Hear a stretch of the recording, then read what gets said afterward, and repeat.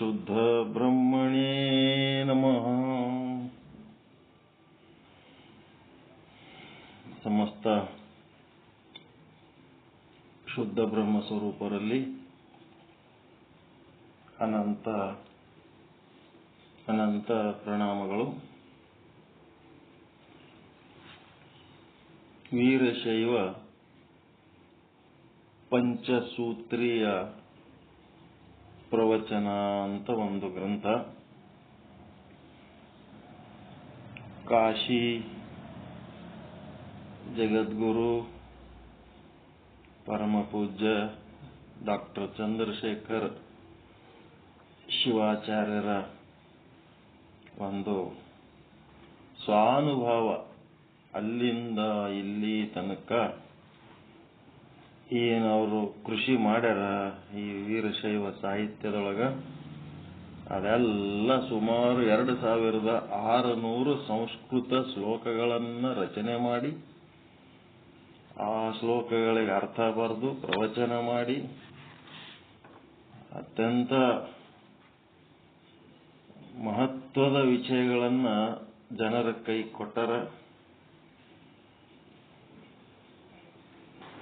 ಈ ಒಂದು ಗ್ರಂಥಕ್ಕೆ ಆರಂಭದಲ್ಲಿ ಶ್ರೀಮದ್ ರಂಭಾಪುರಿ ವೀರಸಿಂಹಾಸನಾಧೀಶ್ವರ ಶ್ರೀ ಶ್ರೀ ಶ್ರೀ 1008 ಜಗದ್ಗುರು ಪ್ರಸನ್ನ ರೇಣುಕ ಡಾಕ್ಟರ್ ವೀರಸೋಮೇಶ್ವರ ರಾಜದೇಶಿಕೇಂದ್ರ ಶಿವಾಚಾರ್ಯ ಭಗವತ್ಪಾದರು, ಬಾಳೆಹೊನ್ನೂರು, ಚಿಕ್ಕಮಗಳೂರು ಜಿಲ್ಲೆ, ಕರ್ನಾಟಕ ರಾಜ್ಯ. ಇವರು ಒಂದು ನುಡಿ ಪುಷ್ಪವನ್ನ ಈ ಒಂದು ಗ್ರಂಥಕ್ಕೆ ಕರುಣಿಸಿದ್ದಾರೆ. ಮಾನವ ಬದುಕಿಗೆ ಮೌಲ್ಯಗಳನ್ನಿತ್ತು, ಬದುಕಿ ಬಾಳುವ ಜನಾಂಗಕ್ಕೆ ಬೆಳಕು ತೋರಿದ ಧರ್ಮ ವೀರಶೈವ. ಸತ್ಯ ಶುದ್ಧ ಸಮಾಜವನ್ನು ಕಟ್ಟಿ ಬೆಳೆಸಿದ ಧರ್ಮ ವೀರಶೈವ. ಈ ಧರ್ಮದ ಇತಿಹಾಸ ಮತ್ತು ಪರಂಪರೆ ಬಹಳಷ್ಟು ದೊಡ್ಡದಿದೆ. ಸಾಧನೆ ಸಿದ್ಧಿಗಳ ಮೂಲಕ ವೀರಶೈವ ಧರ್ಮದ ಪರಮ ರಹಸ್ಯವನ್ನು ಬೋಧಿಸಿ ಉದ್ಧರಿಸಿದ ಕೀರ್ತಿ ಶ್ರೀ ಜಗದ್ಗುರು ರೇಣುಕಾದಿ ಪಂಚಾಚಾರ್ಯರಿಗೆ ಸಲ್ಲುತ್ತದೆ. ಪರಮ ಪಂಚಾಚಾರ್ಯರ ಸಾಧನೆ ಬೋಧನೆ ಅಸದಳ, ಅಗಣಿತ ಮತ್ತು ಅವರ್ಣನೀಯ. ಶಿವತಪ, ಶಿವಕರ್ಮ, ಶಿವಜಪ, ಶಿವಧ್ಯಾನ ಮತ್ತು ಶಿವಜ್ಞಾನ ಸಾಧನೆಯಿಂದ ನೋಡ್ರಿ ಎಷ್ಟದಾವ. ಶಿವತಪ, ಶಿವಕರ್ಮ, ಶಿವಜಪ, ಶಿವಧ್ಯಾನ, ಶಿವಜ್ಞಾನ ಸಾಧನೆಯಿಂದ ಜೀವಾತ್ಮ ಪರಮಾತ್ಮನಾಗಲು ಸಾಧ್ಯ ಎಂಬ ಶ್ರೀ ಜಗದ್ಗುರು ರೇಣುಕಾಚಾರ್ಯರು ಬೋಧಿಸಿ ಸಕಲರನ್ನು ಉದ್ಧರಿಸಿದರು. ಶತಸ್ಥಲ ಸಿದ್ಧಿಯನ್ನು ಬಯಸುವವರಿಗೆಲ್ಲ ಗುರುದೇವನೇ ಮೂಲ ಕಾರಣನು. ಪರಶಿವನ ಸಾಕಾರ ಇನ್ನೊಂದು ರೂಪವೇ ಶ್ರೀ ಗುರುವೆಂದು ಶಾಸ್ತ್ರ ನಿರೂಪಿಸುತ್ತದೆ. ಕೈವಲ್ಯ ಕೊಡುವುದರಲ್ಲಿ ಗುರುವು ಕಲ್ಪವೃಕ್ಷ. ಶಿವಾದ್ವೈತ ಸಿದ್ಧಾಂತದ ಚಿತ್ಸೂರ್ಯ ಶ್ರೀಗುರು. ಶಿವಾದ್ವೈತ ಸದ್ವಾಸನೆಯನ್ನು ಹುಟ್ಟಿಸುವ, ಜಾಗತಿಕ ಮಾಯಾಭ್ರಮೆಯನ್ನ ನಿವಾರಿಸುವ, ಇಲ್ಲಿ ಕಾಮ ಕೊಡಬೇಕು, ಶಿವಾದ್ವೈತ ಸದ್ವಾಸನೆಯನ್ನು ಹುಟ್ಟಿಸುವ, ಜಾಗತಿಕ ಮಾಯಾಭ್ರಮೆಯನ್ನ ನಿವಾರಿಸುವ ಸದ್ಗ್ರಂಥ ಇದಾಗಿದೆ. ಅದೇ ಅರ್ಥ. ಶಿವಾದ್ವೈತ ಸದ್ವಾಸನೆಯನ್ನು ಹುಟ್ಟಿಸುವುದಂದ್ರೆ ಪರಮಾನಂದ ಪ್ರಾಪ್ತಿ, ಜಾಗತಿಕ ಮಾಯಾ ಭ್ರಮೆಯನ್ನು ನಿವಾರಿಸುವುದಂತಂದ್ರೆ ಸರ್ವ ದುಃಖ ನಿವೃತ್ತಿ. ಇಷ್ಟೇ. ಅಜ್ಞಾನದಿಂದ ಮಲಿನವಾಗಿ ಹೋಗಿರುವ ಮನಸ್ಸೆಂಬ ಕನ್ನಡಿಯನ್ನು ಶಿವಜ್ಞಾನ ಎಂಬ ಬೂದಿಯಿಂದ ಬೆಳಗಿ ಪರಿಶುದ್ಧಗೊಳಿಸುವ ಕೃತಿ ಸುಮ ಇದು ಆಗಿದೆ. ಪ್ರತಿಯೊಬ್ಬ ವ್ಯಕ್ತಿಗೆ ಜ್ಞಾನ ಮತ್ತು ಧ್ಯಾನ ಎರಡು ಅವಶ್ಯಕವಾಗಿವೆ. ಜ್ಞಾನನೂ ಬೇಕು, ಧ್ಯಾನನೂ ಬೇಕು. ಧರ್ಮವೇ ಸರ್ವರ ಸುಸಿದ್ಧಿಗೆ ಕಾರಣವಾಗಿದೆ. ದಶಧರ್ಮ ಸಂಚಯಗಳನ್ನು ಅರಿತು ಆಚರಿಸಿ ಬಾಳುವುದರಿಂದ ಬಾಳಿಗೆ ಬಲ ಮತ್ತು ಶ್ರೇಯಸ್ಸು ಪ್ರಾಪ್ತವಾಗುತ್ತದೆ. ರವಿಕಿರಣದಿಂದ ಕಮಲ ಅರಳುವಂತೆ. ದಶಧರ್ಮ ಗೊತ್ತದವ? ದಶವಿಧ ಧರ್ಮಗಳು ಗೊತ್ತದವ್ರಿ? ಗೊತ್ತಿಲ್ಲ. ದಶವಿಧ ಧರ್ಮಗಳು ಅಂತಂದ್ರ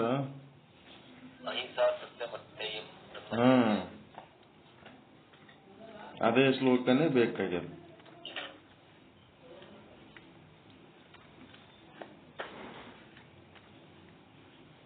ಅಹಿಂಸಾ ಸತ್ಯಮಸ್ತೇಯಂ ಬ್ರಹ್ಮಚರ್ಯ ದಯಾಕ್ಷಮ. 10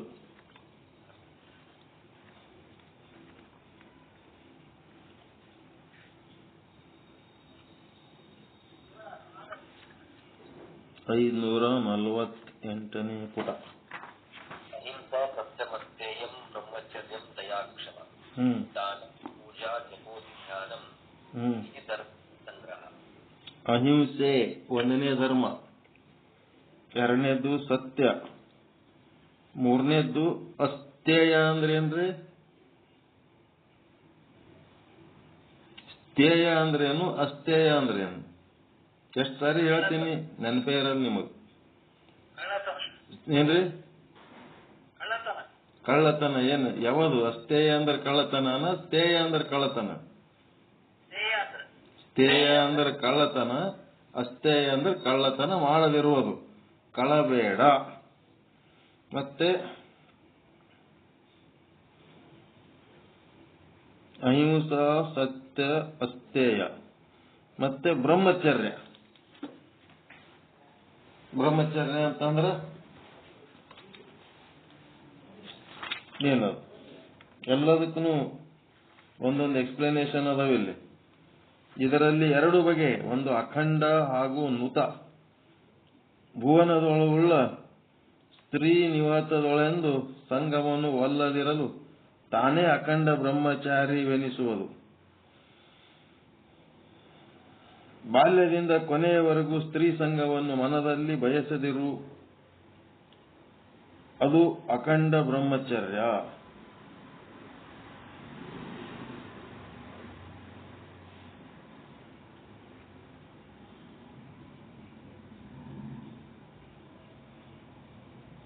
ಇವರು ಬ್ರಹ್ಮಚರ್ಯದ ಅರ್ಥ ಬರೀ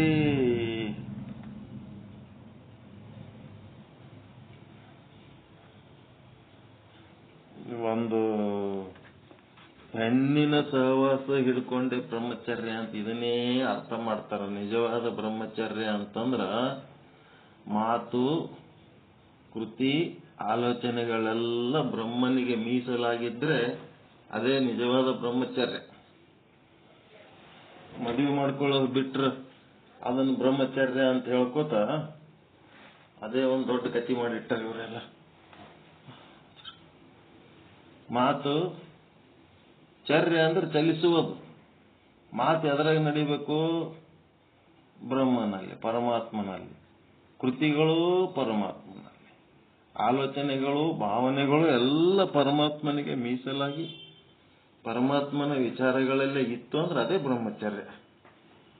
ಮತ್ತ ದಯಾ, ಕಷ್ಟದಲ್ಲಿ ಎಲ್ಲರಿಗೂ ಒಂದೇ ತರ ಅನುಕೂಲ ಇರಂಗಿಲ್ಲ. ಕೆಲವೊಬ್ಬರಿಗೆ ಅನಾನುಕೂಲ ಇದ್ದಾಗ ಕಷ್ಟದಾಗಿದ್ದವ್ರ ಬಗ್ಗೆ ದಯೆ ತೋರೋದು. ಮತ್ತೆ ಕ್ಷಮ, ಎಲ್ಲರೂ ಪರ್ಫೆಕ್ಟ್ ಇರಂಗಿಲ್ಲ, ಅಲ್ಲೆಲ್ಲಿ ತಪ್ಪುಗಳಾಗ್ತಿರ್ತಾವ, ಅಂಥವ್ರಿಗೆ ಕ್ಷಮಿಸಬೇಕು. ಮತ್ತೆ ದಾನ, ಕೆಲವೊಬ್ಬರಿಗೆ ಅವಶ್ಯಕತೆ ಇದ್ದವರಿಗೆ ನಮ್ಮ ಹತ್ರ ಇದ್ದದ್ದು ಒಂದಿಷ್ಟು ಹಂಚಿಕೊಂಡು ಬಹಳದಕ್ಕೆ ದಾನ ಅಂತಾರೆ. ಮತ್ತೆ ಪೂಜಾ, ನಂದೇನಿಲ್ಲಪ್ಪ ಎಲ್ಲ ನಿಂದು ಅಂತೇಳಿ ನಮ್ಮ ಹತ್ರ ಇರುವ ಪದಾರ್ಥಗಳನ್ನ ಪರಮಾತ್ಮನಿಗೆ ಸಮರ್ಪಿಸೋದಕ್ಕೆ ಪೂಜೆ ಅಂತಾರೆ. ಜಪ, ವಾಚಿಕ ಶುದ್ಧಿ, ಮಾನಸಿಕ ಶುದ್ಧಿಗಾಗಿ ಜಪ ಮಾಡಬೇಕಾಗ್ತದ. ಒಂದು ಮಂತ್ರ ತಗೊಂಡು ಅದನ್ನೇ ಮೇಲ ಮೇಲ ಮೇಲ ಮೇಲ ಅನ್ಕೋತಿರೋದು ಜಪ. ಧ್ಯಾನ, ವಿಷಯಗಳ ಕಡೆ ಹರಿಯುವ ಮನಸ್ಸನ್ನ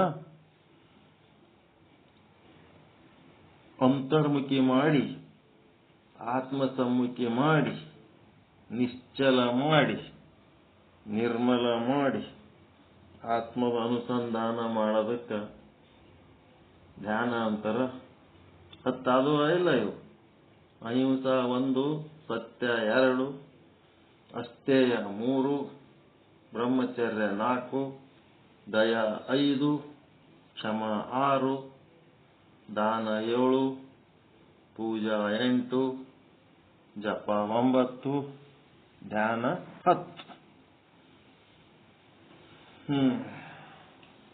ಇವಕ್ಕೇನಂತಾರ? ಧರ್ಮ ಅಂತ. ಅದಕ್ಕೆ ದಶವಿಧ ಧರ್ಮದ ಬಗ್ಗೆ ಹೇಳ್ತಾರ ಅವರು. ದಶಧರ್ಮ ಸಂಚಯಗಳನ್ನು ಅರಿತು ಇವುಗಳನ್ನು ತಿಳಿದು ಆಚರಿಸಿ ಬಾಳುವುದರಿಂದ ಬಾಳಿಗೆ ಬಲ ಮತ್ತು ಶ್ರೇಯಸ್ಸು ಬರುತ್ತದೆ. ಧರ್ಮ ಮಾರ್ಗದಾಗ ನಡೆಯವನಿಗೆ ಬಲ ಬರಲಿಲ್ಲ ಅಂದ್ರೆ ಮತ್ತಿನ್ಯಾರಿಗೆ ಬರ್ತದೆ? ಯಶಸ್ಸು ಮತ್ತು ಬಲ ಎಲ್ಲ ಈ ಒಂದು ಧರ್ಮ ಮಾರ್ಗದಾಗ ನಡೆಯವನಿಗೆ ಬರ್ತದೆ.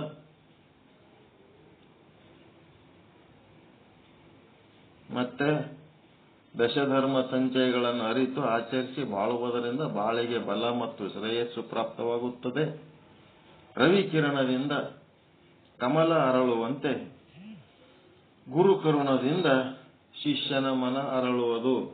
ಏನ್ ನೋಡ್ರಿ ಇದು ಕವಿ ಭಾಷೆ, ಎಷ್ಟು ಚಂದ.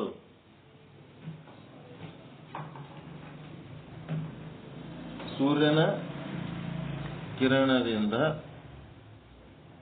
ಕಮಲ ಅರಳದಂಗ ಗುರುವಿನ ಕರುಣೆಯಿಂದ ಶಿಷ್ಯನ ಮನಸ್ಸು ಅರಳುತ್ತದೆ. ವೀರಶೈವ ಪಂಚಸೂತ್ರದ ಪ್ರವಚನದ ಅಧ್ಯಯನಶೀಲ ಕೃತಿ ಸತ್ಯ ಸೈದ್ಧಾಂತಿಕ ನೆಲೆಗಟ್ಟನ್ನು ಅರಿಯಲು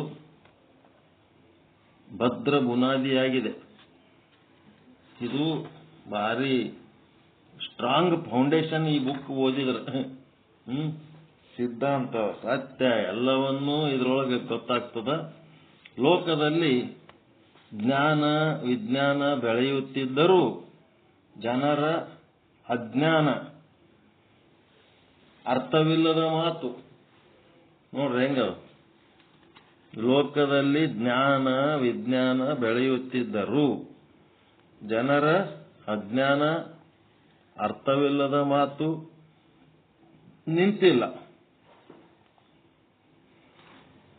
ಎಲ್ಲ ಶಾಸ್ತ್ರಗಳು ಓದಿ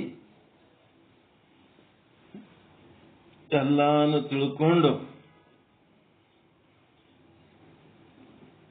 ಮತ್ತ ಅರ್ಥ ಇಲ್ಲದ ಮಾತಾಡೋದಂತೂ ನಿಲ್ಲೇ ಇಲ್ಲ. ತಿಳಿದ್ರೂ ನಿಲ್ಲಲಿಲ್ಲ. ಅದನ್ನ ಹೇಳ್ತಾರ ಅವ್ರು. ಜ್ಞಾನ ಬೆಳೆದದ, ಆದ್ರೆ ಜ್ಞಾನಕ್ಕೆ ತಕ್ಕಂತೆ ಅರ್ಥ ಇರ್ಬೇಕಲ್ಲ. ಬೇಕಾದಷ್ಟು ತಿಳ್ಕೊಂಡ್ರು ಸಹಿತ ಒಂದು ವಿನಯ ಅನ್ನೋದಿರ್ಲಿಲ್ಲ ಅಂತಂದ್ರೆ, ವಿನಯವಿಲ್ಲದ ವಿದ್ಯೆ ಎದಕ್ಕೆ ಬರ್ತದ?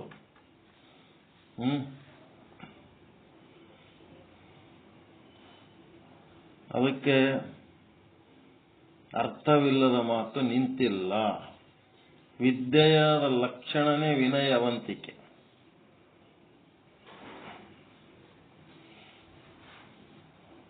ವಿನಯ ಇಲ್ಲ ಅಂತಂದ್ರೆ ಎಷ್ಟು ವಿದ್ಯೆ ಇದ್ರೂ ವ್ಯರ್ಥ. ಮತ್ತೆ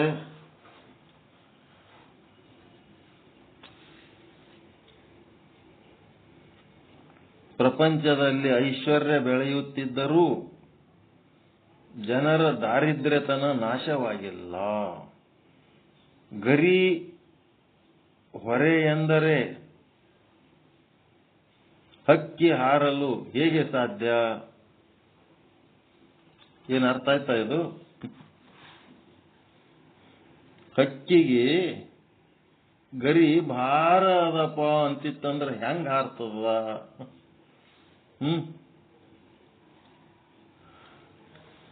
ಭಾರ ಅನ್ಸಲ್, ಹೌದಿಲ್ಲ? ಅದಕ್ಕ ಹಕ್ಕಿ ಮ್ಯಾಲ ಹಾರ್ಬೇಕಾದ್ರ ಅದ್ರ ರೆಕ್ಕೆ ಭಾರ ಅಂತ ಅಂತಿತ್ತು ಅಂತಂದ್ರ ಮ್ಯಾಲ ಹೆಂಗ್ ಹಾರ್ತದ? ಕೇಶ ಭಾರವೆಂದರೆ ಹೆಣೆಯಲು ಹೇಗೆ ಸಾಧ್ಯ? ತಲೆನ್ ಕೂದಲ ವಜ್ಜಾಗ್ಯಾವ ಅಂತೇಳಿ ಹೆಣ್ಮಕ್ಳು ಏನಾರ ಅಂತಿದ್ರಂದ್ರ ಹೆಣಲ್ ಹೆಂಗ್ ಹಾಕೋತೀರಿ ಅಂತ. ಊದುವುದು ತಲೆನೋವು ಎಂದರೆ ಕೊಳಲು ನುಡಿಸಲು ಸಾಧ್ಯವೇ? ಊದಿದ್ರೆ ನನಗೆ ಹೆಡ್ಡೇಕ್ ಆಗ್ತದಂದ್ರೆ ಕೊಳಲು ಹೆಂಗ್ ಊದ್ತಪ್ಪ ನೀನು? ಅಗಿಯುವುದು ಆಗದು ಎಂದರೆ ರೊಟ್ಟಿ ತಿನ್ನಲು ಹೇಗೆ ಸಾಧ್ಯ? ಸಾಧನೆ ಪ್ರಯತ್ನ ಮಾಡದೇ ಇದ್ದರೆ ಸಿದ್ಧಿಯ ಗದ್ದುಗೆಯ ನೇರಲು ಹೇಗೆ ಸಾಧ್ಯವಾದೀತು? ಸಾಧನೆಯ ಪ್ರಯತ್ನನೇ ಮಾಡಲಿಲ್ಲ ಅಂತಂದ್ರ ಸಿದ್ಧಿಯ ಗದ್ದುಗೆಯ ನೇರಲು ಹೇಗೆ ಸಾಧ್ಯವಾದೀತು? ತುಕ್ಕು ಹಿಡಿದು ಉಳಿಯುವುದಕ್ಕಿಂತ ತಿಕ್ಕಿ ಬಳಸಿ ಅಳಿಯುವುದು ಮೇಲು. ಏನೂ ಮಾಡ್ಲಾರ್ದೆ ಹಂಗೆ ಕುಂದ್ರದಕ್ಕಿಂತ ಏನಾರ ಒಂದ್ ಕೆಲಸ ಮಾಡ್ಕೋತಿರ್ಬೇಕು. ಹುಳು ಹತ್ತಿ ಕೊಳೆಯುವುದಕ್ಕಿಂತ ಮಣ್ಣಲ್ಲಿ ಬೆರೆತು ಮೊಳಕೆ ಒಡೆಯುವುದು ಮೇಲು. ಏನ್ ನೋಡ್ರಿ ಇವೆಲ್ಲ ಭಾಷೆಗಳು. ಬಟ್ಟೆ ಇಟ್ಟು ನುಸಿ ಮುಟ್ಟಿ ನಶಿಸುವುದಕ್ಕಿಂತ ತೊಟ್ಟು ಉಟ್ಟು ಹರಿಯುವುದು ಒಳಿತು. ಉಂಡು ಮಲಗಿ ಬೊಜ್ಜು ಬೆಳೆಸುವುದಕ್ಕಿಂತ ಕೆಲಸ ಮಾಡಿ ದುಡಿಯುವುದು ಒಳಿತು. ಓದಿ ಬೋಧಿಸಿ ವಾದಿಸುವುದಕ್ಕಿಂತ ಅರಿತು ಆಚರಿಸುವುದು ಆದರ್ಶ. ಇದು ಬಲು ಮೇಲು. ಬದುಕುವುದು ಸುಲಭ, ಆದರೆ ಬಾಳುವುದು ಕಷ್ಟ. ಬದುಕದು ಸರಳ. ಏನ್ ಎರಡೊತ್ತು ಊಟ ಸಿಕ್ಕರೆ ಬದುಕ್ತಾನ ಮನುಷ್ಯ, ಏನ್ ಸಾಯಲ್ಲ. ಆದ್ರೆ ಬಾಳ್ಬೇಕು ಅಂತಂದ್ರ ಏನ್ ಮಾಡ್ಬೇಕು? ಸತ್ಯವನ್ನು ಅರಿಯುವುದು, ಸತ್ಯದತ್ತ ಹರಿಯುವುದು, ಸತ್ಯದಲ್ಲಿ ಬೆರೆಯುವುದು, ಸತ್ಯ ಸ್ವರೂಪ ತಾನೇ ಆಗುವುದು. ಈ ರೀತಿ ನರನಾಗುವುದು ಸುಲಭ. ಮನುಷ್ಯ ಹುಟ್ಟೋದು ಸುಲಭ, ಆದರೆ ಮಾನವನಾಗುವುದು ಕಷ್ಟ. ಎಲ್ಲ ಮನುಷ್ಯರಿಗೆ ನರನೇ ಅಂತಾರ, ಆದ್ರ ಎಲ್ಲ ನರನ ಆಕಾರಗಳದಾವ. ಆದ್ರೆ ಮನುಷ್ಯನ ಆಕಾರ ಇದ್ರೂ ಸಹಿತ ಮನುಷ್ಯತ್ವ ಇಲ್ಲದ ಮನುಷ್ಯರಿದ್ರೆ ಏನ್ ಮಾಡ್ತೀರ? ಅವ್ರಿಗೆ ತಗೊಂಡು ಮನೆ ಕಟ್ಟುವುದು ಕಷ್ಟವಲ್ಲ, ಆದರೆ ಆದರ್ಶ ಗೃಹಸ್ಥನಾಗುವುದು ಬಲು ಕಷ್ಟ. ಆದರ್ಶ ಗೃಹಸ್ಥನಾಗಬೇಕು. ಯಾರು ಹೊರಗೆ ಬೇಕಾದಷ್ಟು ದೊಡ್ಡ ಹೆಸರು ಗಳಿಸಿರ್ಬೋದು, ಅವ ಎಂತವದನ್ನ ಯಾರ ಬಳಿ ಪಕ್ಕ ಇರ್ತದೆ ರೆಕಾರ್ಡ್. ಹೊರಗೆ ಬೇಕಾದಷ್ಟು ಹೆಸರು ಗಳಿಸಿದ್ರು ಅವನ್ ರೆಕಾರ್ಡ್ ಯಾರ ಬಳಿ ಬಂದೋಬಸ್ತ್ ಇರ್ತದ? ಅವ್ರ ಹೆಣ್ಮಕ್ಳ ಬಲ್ಲಿ ಇರ್ತದ. ಅವ್ನ ಹೆಣ್ತಿ ಸಪೋರ್ಟ್ ಮಾಡಿದ್ರೆ ಅವ ಕರೆಕ್ಟ್.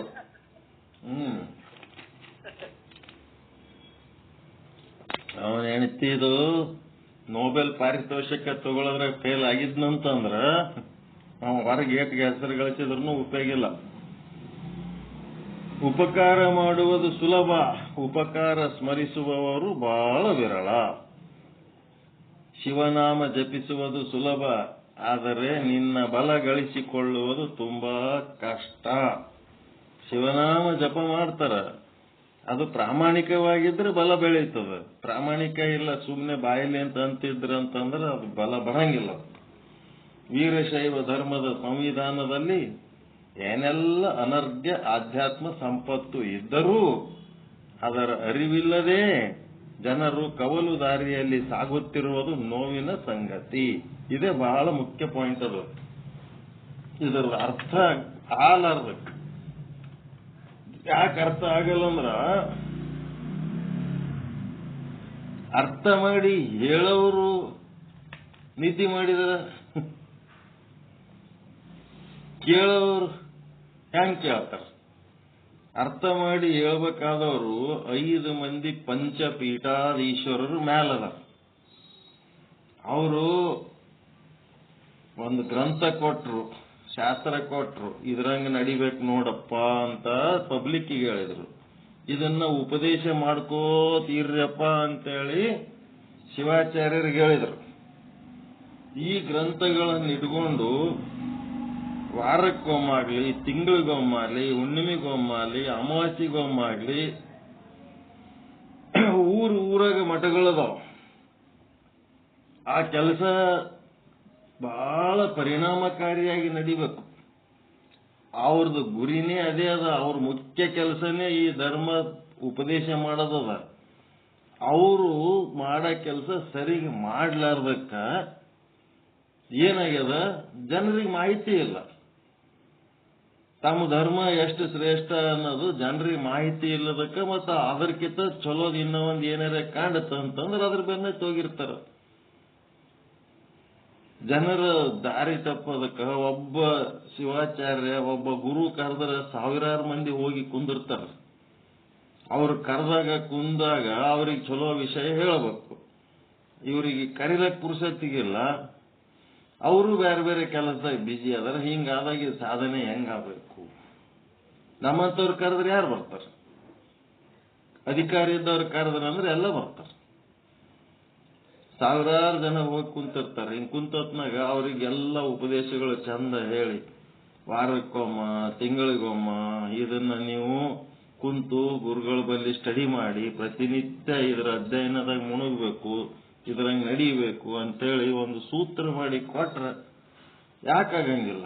ಚರ್ಚ್ನಾಗ ಬೈಬಲ್ ಎಷ್ಟು ಕಷ್ಟಪಟ್ಟು ಎಲ್ಲರೂ ಓದ್ತಾರ, ಕುರಾನ್ ಮಸ್ಜಿದ್ನಾಗ ಎಷ್ಟು ಕಷ್ಟಪಟ್ಟು ಓದ್ತಾರ. ಸಣ್ಣ ಹುಡುಗರು ನಸಿಕ್ನಾಗ 5 ಗಂಟೆಗೆ ತಲೆಗೆ ಬಟ್ಟೆ ಹಾಕೊಂಡು ಓದ್ತಾವ ಚಳ್ಯಾಗ. ನಮ್ಮವರು ಉಂಡು ಮಕ್ಕೋತಾರ. ಹಿಂಗಿದ್ದತ್ನಾಗ ಅದ್ ಹೆಂಗ ಆಗ್ತದ್ರಿ? ಹೇಳೋರು ಆರಾಮ, ಕೇಳೋರು ಆರಾಮ ಇದ್ರಂತಂದ್ರ ಧರ್ಮ ಮತ್ತ ಕೌಲದಾರಿಗೆ ಹೋಲಾರ್ದೆ ಮತ್ತಿನ್ನೇನಾಗ್ತದ? ಇದು ಬಹಳ ಒಂದು ಕೊರತೆ ಅದ ನಮ್ಮಲ್ಲಿ. ಧರ್ಮ ಪ್ರಚಾರದ ಕೊರತೆ ಅದ. ಪ್ರಚಾರಕರ ಸಂಖ್ಯೆಗೇನು ಕಡಿಮೆ ಇಲ್ಲ, ಪ್ರಚಾರದಲ್ಲಿ ಮನಸ್ಸಿಲ್ಲ, ಯಾರು ಸರಿ ಮಾಡ್ತಾ ಇಲ್ಲ. ಅವರು ಬೇರೆ ಧರ್ಮದಾಗ ತಿಂಗಳ ಅವ್ರ ಮೇಲಾಧಿಕಾರಿಗಳು ಎಷ್ಟು ಜನರಿಗೆ ಯಾರ್ಯಾರು ಕರ್ಕೊಂಡ್ಬಂದು ಕುಂದಿರ್ಸಿದ್ರಿ, ಮತ್ತೆ ಎಷ್ಟು ಮಂದಿಗೆ ಕನ್ವರ್ಟ್ ಮಾಡಿದ್ರಿ, ಎಷ್ಟು ಲೆಕ್ಕಪತ್ರ ಎಲ್ಲ ರೆಕಾರ್ಡ್ ಮಾಡ್ತಾರ. ಇಲ್ಲಿ ನಂಬಲ್ಲಿ ಎಷ್ಟು ಜನರಿಗೆ ಕರೆದ್ರಿ, ಎಷ್ಟು ಸತ್ಸಂಗ ಮಾಡಿದ್ರಿ, ಎಷ್ಟು ಮಂದಿಗೆ ಲಿಂಗ ಕಟ್ಟಿದ್ರಿ ಕೇಳ್ಬೇಕಿಲ್ಲ ಅವ್ರ ಮೇಲಿನವ್ರು. ಪ್ರಚಾರ ಎಷ್ಟು ಮಾಡಿದ್ರಿ, ಏನೇನು ಹೇಳಿದ್ರಿ, ಏನೇನು ಕೇಳಿದ್ರಿ ಬೇಕಾ ಬೇಡ? ಮೇಲಿನವ್ರಿಗೆ ಕೇಳಿದ್ರೆ ತೆಳಗಿನವ್ರು ಕೆಲಸ ಮಾಡ್ತಾರೆ. ತೆಳಗಿನವ್ರು ಕೆಲಸ ಮಾಡಿದ್ರೆ ಪಬ್ಲಿಕ್ಕಿಗೆ ಈ ಧರ್ಮದ ಮಹತ್ವ ಗೊತ್ತಾಗ್ತದೆ. ಅಂತವೇನಾರ ಅಂಕಿ ಸಂಖ್ಯೆಗಳನ್ನು ಹಿಡ್ಕೊಂಡು ಸಾಧನೆ ನಡೆದದೇನ್ರಿ? ಎಲ್ಲರೇ ಈ ತಿಂಗಳು ಎಷ್ಟು ಮಂದಿಗೆ ಬರಂಗ್ ಮಾಡಿದೆವು, ಹೊಸ ಜನರಿಗೆ ಎಷ್ಟು ಮಂದಿಗೆ ಈ ಧರ್ಮದ ಬಗ್ಗೆ ತಿಳಿಸಿ ಹೇಳಿದೆವು, ಎಷ್ಟು ಮಂದಿಗೆ ಆಕರ್ಷಣೆ ಮಾಡಿದೆವು, ಎಷ್ಟು ಮಂದಿಗೆ ಲಿಂಗ ಕಟ್ಟಿವಿ. ಆಗ್ಬೇಕ ಬೇಡ ಹಿಂಗ? ಮತ್ತ ಅವು ಯಾವ ನಡೀತಾ ಇಲ್ಲ. ಅದಕ್ಕೆ ಈಗ ಕವಲು ದಾರಿಯಲ್ಲಿ ಜನ ಸಾಗುತ್ತಿರೋದು ನೋವಿನ ಸಂಗತಿ ಅಂತಂದ್ರ, ನೋವಿಗೆ ಕಾರಣ ಯಾರು?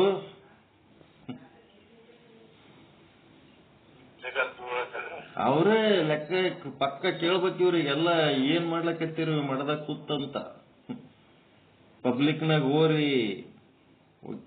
ಈಗ ಇವರು ಅಥರೈಸ್ಡ್ ಗುರುಗಳು, ಇವರೆಲ್ಲ ಅಧಿಕೃತ ಗುರುಗಳು. ಇವರು ಒಂದೊಂದು ಸ್ಟೇಡಿಯಮ್ಮು ಅಥವಾ ಹಿಂಗ್ ಮಹಿಳಾ ಸಮಾಜ ಅಥವಾ ರಂಗಮಂದಿರ ಇಂಥವೆಲ್ಲ ಹಿಡ್ಕೊಂಡು ಇವರು ಪ್ರವಚನಗಳು ಕಂಟಿನ್ಯೂ ಮಾಡ್ಕೋತಿರ್ಬೇಕು. ಇವ್ರು ಮಾಡ್ಲಾರ್ದಕ್ಕ ಯಾರ್ಯಾರೋ ಗುರುಗಳಾಗಿ, ಯಾರ್ಯಾರೋ ಜಗದ್ಗುರುಗಳಾಗಿ, ಯಾರ್ಯಾರೋ ಕಾವ್ಯ ಹಾಕೊಂಡು ಏನೇನೋ ಮಾಡ್ಲಕತ್ತಾರ. ಯಾಕಂದ್ರೆ ಇವ್ರು ತಣ್ಣಗಿದ್ದಕ್ಕೆ. ಅವ್ರು ಮಾಡಕತ್ತಾಗ ಈಗ ನಮಗೆ ಕಾಶಿ ಜಗದ ನೋಡಿ ಎಲ್ಲಾ ಕಡೆ ಅಡ್ಡಾಡಿ ಆಗ್ತಾರೆ. ಅವ್ರು ಅಡ್ಡಾಡೋದಾಯ್ತು, ಉಳ್ದವ್ರಿಗೆ ಎಲ್ಲಿ ಅಡ್ಡಾಡಿಸ್ಲಕತ್ತಾರ? ಎಲ್ಲಾ ಜಗದ್ಗುರುಗಳಾಯ್ತು, ಉಳಿದ ಅವ್ರ ಕೈಯನ್ ಮಠಾಧೀಶರಿಗೆ ಮಠಾಧೀಶರು ಮಾಡ್ಬೇಕು. ಮತ್ತೆ ಅವ್ರು ಏಟೋಟ್ ಮಾಡ್ತಾರ? 5 ಮಂದಿ ಅದಾರ, ಅವ್ರ 5 ಮಂದಿ ಅದಾರ. ಮತ್ತೆ ಇವ್ರ 5 ಮಂದಿ ಅದಾರ. ಇವ್ರ 5 ಮಂದಿ ಎಲ್ಲಾ ಕಡೆ, ಇವ್ರ 5 ಮಂದಿ ಕೆಳಗ 1,008 ಮಠಗಳದಾವ. 1,008 ಅಂತ ಏನ್ ಬರ್ಕೋತಾರ? ಅದು 1,008 ಮಠ ಅಂದ್ರೆ 5,040 ಹಿರೇ ಮಠಗಳದಾವ. ಮತ್ತ ಅದ್ರ ಕೆಳಗೆ ಶಾಖಾ ಮಠಗಳದಾವ. ಮತ್ತ ಅವ್ರೆಲ್ಲರೂ ಆಕ್ಟಿವ್ ಆಗಿ ಮಾಡಿದ್ರೆ ಧರ್ಮ ಹೆಂಗಾಗಲ್ಲ?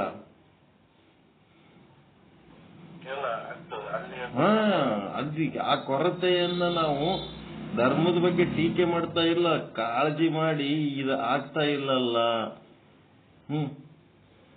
ಅವ್ರು ಬಂದಾಗ ಅವ್ರ ಮುಂದೆ ಏನ್ ಎಲ್ಲರೂ ಭಾರಿ ಧರ್ಮದ ದಾರ್ಯಾಗೆ ನಡಿಲಕತ್ತೀವಿ, ಎಲ್ಲರೂ ಸಿದ್ಧಾಂತ ಚಿಕ್ಕಾಮಣಿ ಎಕ್ಸ್ಪರ್ಟ್ ಅದೀವಿ ಅನ್ನಂಗ ಕುಂತ್ರ ಅವ್ರು ಆದ್ಮೇಲೆ ಆಯ್ತು ಅವ್ರ ಕಡೆ ಇವ್ರ ಕಡೆ. ಇದು ಆಗಬಾರ್ದು ಅಂತ ಹೇಳೋ. ಅದಕ್ಕೆ ನಾವೇನ್ ಮಾಡ್ಬಿಟ್ಟಿವಿ, ನಮ್ ಶಕ್ತ್ಯಾನುಸಾರ ನಮ್ದು ಒಂದು ಹಿರೇಮಠ, ಮಾವನೂರಾಗ ನಮ್ದು ಹಿರೇಮಠ, ಜೇವರ್ಗಿ ತಾಲೂಕ. ನಮ್ ಶಕ್ತ್ಯಾನುಸಾರ ನಮ್ ಕಡೆಯಿಂದ ಏನ್ ಮಾಡ್ಲಕ್ ಸಾಧ್ಯ ಅದ ಅಟ್ ಸಾಧನೆ ಮಾಡ್ಕೊತ ಹೊಂಟ್ಬಿಟ್ಟಿವಿ ನಾವೀಗ.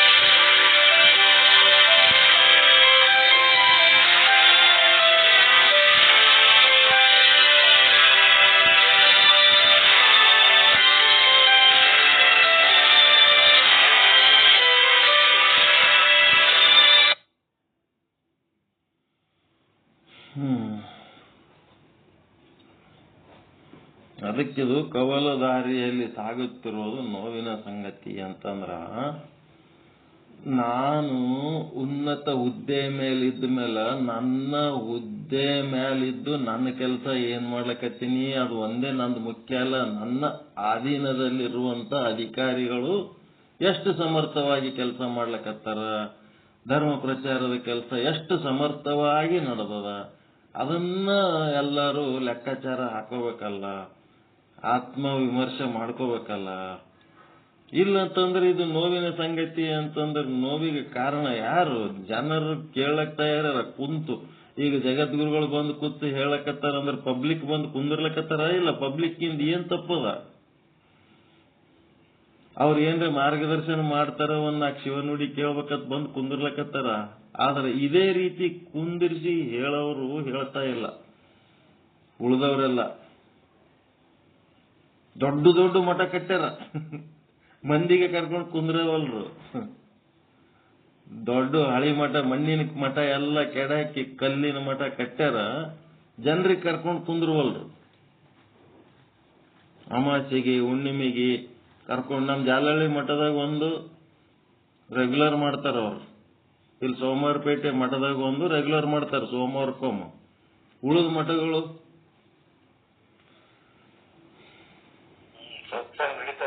ರೆಗ್ಯುಲರ್ ಸೋಮವಾರಕ್ಕೊಮ್ಮೆ. ಇಲ್ಲ, ನಮ್ ಸೋಮವಾರಪೇಟೆ ಮಠದ ರೆಗ್ಯುಲರ್ ಅವ್ರು ವೇದಾಂತ ಸಮ್ಮತ ಹೇಳ್ತಾರ. ಅವ್ರೇನ್ ಸಾಧಾರಣ ಇಲ್ಲ, ಎಲ್ಲರೂ ಬಹಳ ಸ್ಟ್ರಾಂಗ್ ಅದಾರ. ಅಲ್ಲಿ ಜಾಲಹಳ್ಳಿ ಮಠದಾಗ ಜಾಲಹಳ್ಳಿ ಗುರುಗಳೊಂದು ಪೂರ್ತಿ 1300 ಶ್ಲೋಕ ಬೈಪಟ್ ಸಿದ್ಧಾಂತ ಚಿಕ್ಕಾಮಣಿ ಏನ್ ಬೇಕಾದ ಎಕ್ಸ್ಪ್ಲೈನ್ ಮಾಡ್ತಾರ. ಎಲ್ಲ ವಚನ ಹೇಳ್ತಾರ, ಎಲ್ಲ ವೇದ ಆಗಮ ಉಪನಿಷತ್ ಎಲ್ಲ ಪರ್ಫೆಕ್ಟ್ ಅದಾರ ಅವ್ರು. ಕಾಶಿ ಜಗದ್ಗುರುಗಳು ಕ್ಲಾಸ್ಮೇಟ್ ಅವ್ರು, ಅವರು ದೋಸ್ತ್ರೆ. ಅಲ್ಲೇ ಕಾಶಿಯಾಗ ಇಬ್ರು ಒಮ್ಮೆ ಓದಾರ ಅವರು.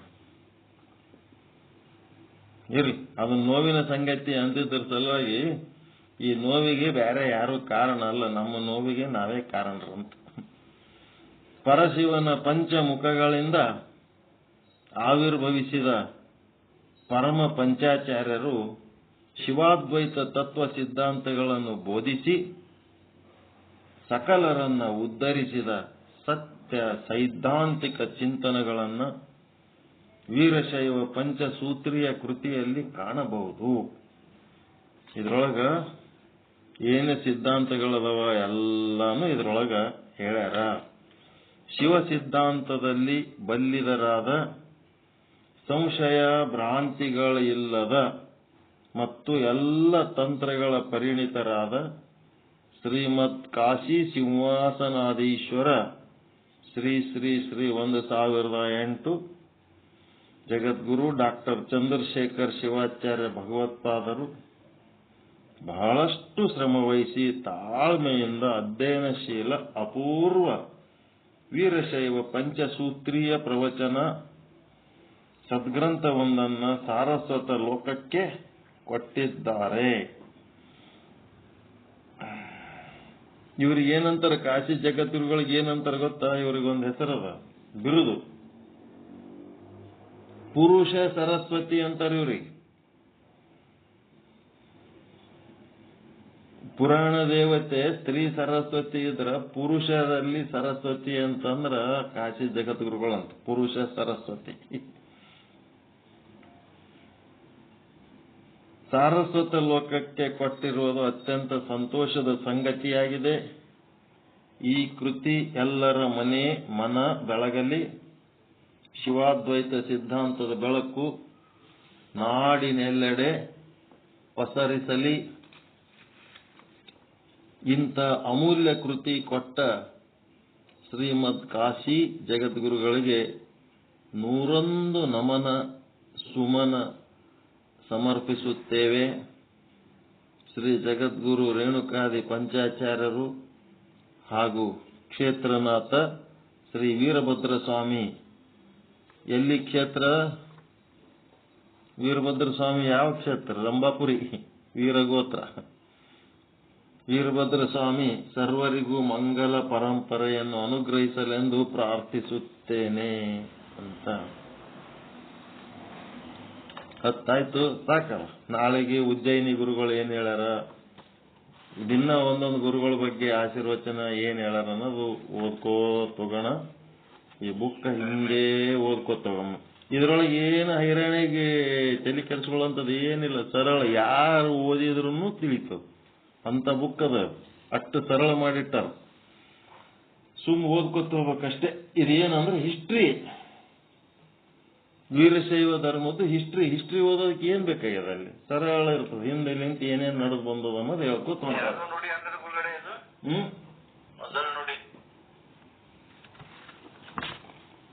ಏನಂದ್ರಿ? ಯಾರ್ದಂದ್ರ ರಂಭಾಪುರಿ ಜಗದ್ಗುರು 5 ಮಂದಿದು ಅದ ಇದ್ರಾಗ.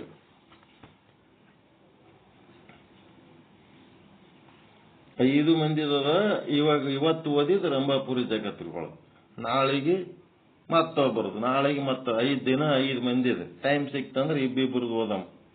ಓದಿ ಹೆಂಗಾರೆ ಮಾಡಿ ಇದು ಕಂಪ್ಲೀಟ್ ಓದಿದ್ರ ನಮ್ಮ ಧರ್ಮದ ಹಿಸ್ಟ್ರಿ, ವೀರಶೈವ ಧರ್ಮವನ್ನ ನಿಮಿತ್ತ ಮಾಡಿಕೊಂಡು ವಿಶ್ವದ ಸಮಸ್ತ ಬಂದಾಗ್ಯದಲ್ಲ. ಹೌದೌದು, ರಂಭಾಪುರಿ ಗುರುಗಳದಿದು. ಇವತ್ತೊಂದಿನ ರಂಭಾಪುರಿಗಳು, ನಾಳೆ ಮತ್ತೆ ಬೇರೆ ಗುರುಗಳದು. ಟೈಮ್ ಸಿಕ್ತು ಅಂತಂದ್ರೆ ಇಬ್ಬಿಬ್ಬರದು ಓದಮ್ಮ. ಓದ್ಕೋತ ಇದು ಹಿಸ್ಟ್ರಿ, ಇದು ಇತಿಹಾಸ. ವೀರಶೈವ ಧರ್ಮದ ಒಂದು ಸಾಧಕರನ್ನ ಏನ್ ಮಾಡ್ಯಾರ, ನಿಮಿತ್ತ ಮಾತ್ರ ಇಟ್ಟುಕೊಂಡು ಇಡೀ ಲೋಕದ ಸಮಸ್ತ ಜೀವಿಗಳ ಕಲ್ಯಾಣಕ್ಕಾಗಿ ಒಂದು ಸನ್ಮಾರ್ಗವನ್ನ ತೋರಿಸಿದಂತ ಗ್ರಂಥ ಇದು. ಅದಕ್ಕೆ ದಿನ ಒಂದಿಷ್ಟು ಅದನ್ನು ಓದೋಣ. ನಾನೇ ಓದ್ಬೇಕಂತಿಲ್ಲ, ನೀವು ಯಾರು ಓದಿದ್ರು ತಿಳಿತದೆ. ಎನಿಬಡಿ ಕ್ಯಾನ್ ರೀಡ್ ಇಟ್, ಏನ್ ತೊಂದರೆ ಇಲ್ಲ. ಬಹಳ ಸರಳ ಭಾಷೆ ಅದ್ರ, ಬಹಳ ಸರಳ ಭಾಷೆ ಮಾಡ್ಯಾರ.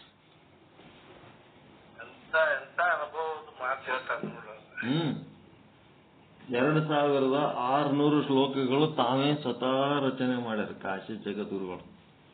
ಮಾಡಿ ಅದಕ್ಕೆ ವಿಶ್ಲೇಷಣೆ ಬರ್ದಾರ. ಅದ್ರೊಳಗೆ 13 ಸರ್ಗಗಳು. ನಂಬಲ್ಲಿ ಹೆಂಗ ಕಲಾ ಅಂತದಲ್ಲ ಹಂಗ 13 ಸರ್ಗದಾಗ ಏನೇನು ಮಾಡ್ಯಾರಂತಂದ್ರೆ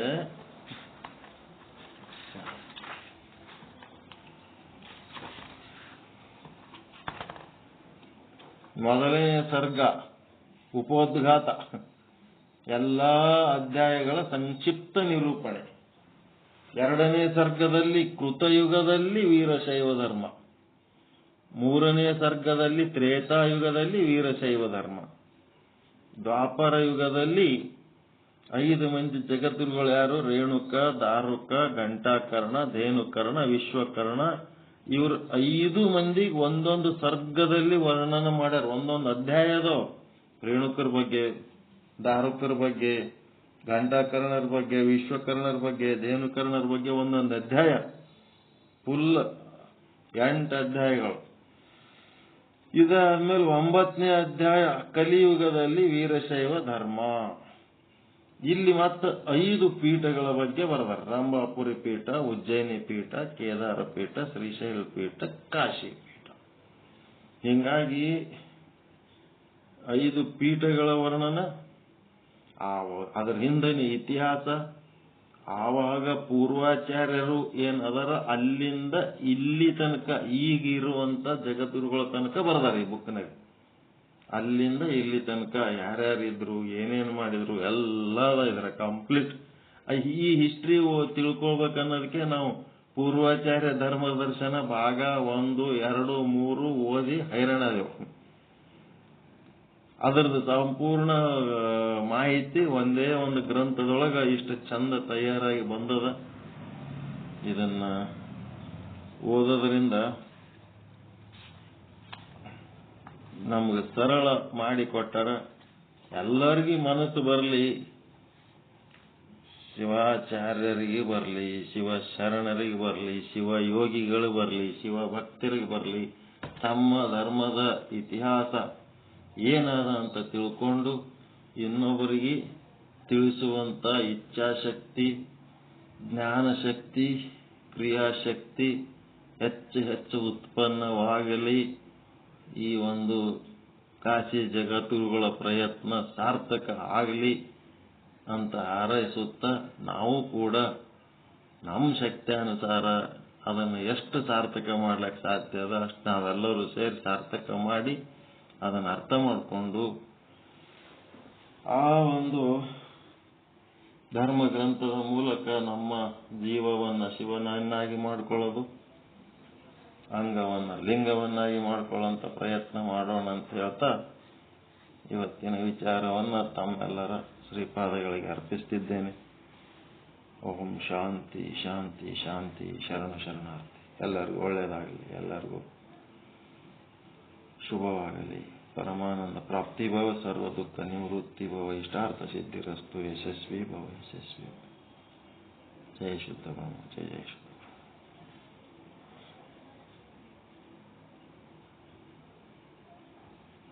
ಯಾರು ಅಡ್ನಾಡಿ ಹತ್ಲ ಪ್ರಶ್ನೆ ಕೇಳ್ತಿದ್ರಂದ್ರೆ ಅವ್ರಿಗೆ ಉತ್ತರ ಕೊಡ್ಲಕ್ಕೆ ಈ ಬುಕ್ ಭಾರಿ ಅದರ.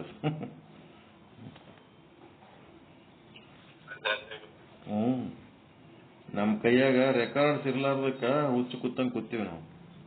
ಈ ರೆಕಾರ್ಡ್ಸ್ ಅದಾವ, ಅವರೆಲ್ಲ ಹಿಂದ ಈ ಆಗಮಗಳು ಮತ್ತೆ ಬೇರೆ ಬೇರೆ ಗ್ರಂಥಗಳದು ಇದು ಕೊಟ್ಟಾರ, ಅವ್ರು ಉಲ್ಲೇಖಗಳು ಕೊಟ್ಟಾರ.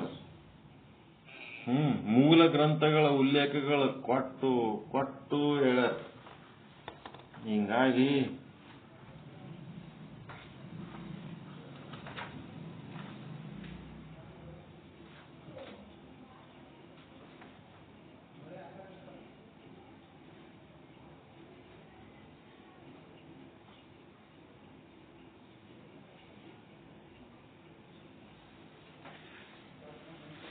ಇದಕ್ಕೆ ಮೂಲ ಒಬ್ರು ಹೂಲಿ ಅಂತ ಬರ್ತದ, ಎಲ್ಲಿ ಬರ್ತದ? ಸಿದ್ಧ ನಂಜೇಶ್ವರ ಶಿವಾಚಾರ್ಯ ಅಂತ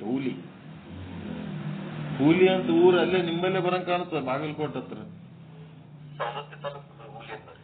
ಅಲ್ಲಿ ಸಿದ್ಧ ನಂಜೇಶ್ವರ ಶಿವಾಚಾರ್ಯ ಮಠ ಅದನ್ರಿ ಅಲ್ಲಿ.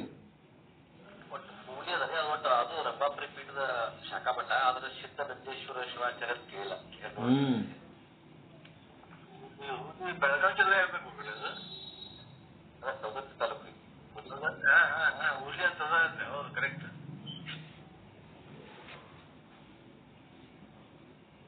34ನೇ ಚರಮೂರ್ತಿಗಳಂತ ಶಟಸ್ಥಲ ಬ್ರಹ್ಮ, ಸಿದ್ಧ ನಂಜೇಶ್ವರ ಶಿವಾಚಾರ್ಯ ಸ್ವಾಮಿಗಳು ಇವರು ಘನ ವಿದ್ವಾಂಸರಾಗಿದ್ದ ಕಾರಣ ಕಾಶಿ ಪೀಠದ ಪಂಚವರ್ಣ ಸೂತ್ರದ ಮೇಲೆ ಮೊಟ್ಟ ಮೊದಲು ಇವರು ಭಾಷ್ಯವನ್ನು ಬರೆದಿದ್ರಂತೆ.